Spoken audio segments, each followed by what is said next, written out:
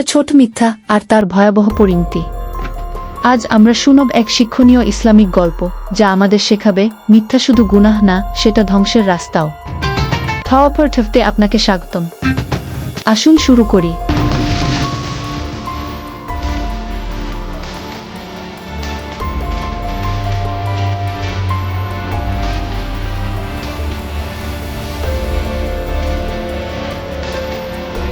একবার এক বাচ্চা ছেলে, নাম তার শামির। শামিরের মা তাকে বলল, বাবা, দোকান থেকে 1 কেজি চাল এনে দে। শামির রাস্তায় বন্ধুদের খেলতে দেখে দোকানে না গিয়ে খেলায় মেতে ওঠে। ফিরে এসে মাকে বলে, চাল দোকানে ছিল না। মা কিছু না বললেও শামিরের হৃদয়ে একটু কাঁটা বেঁধে যায়।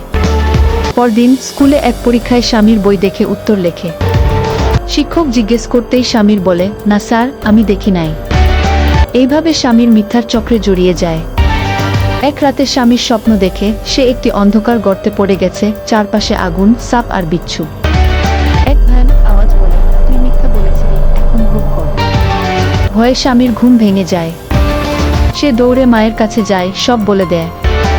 মা তাকে জড়িয়ে ধরে বল, বাবা, আল্লাহ তাওবা গ্রহণ করেন, এখন থেকে আর মিথ্যা বলবি না। সেই রাত থেকে শামির বদলে যায়। সে হয়ে ওঠে সত্যবাদী, নামাজি আর ভদ্র ছেলে।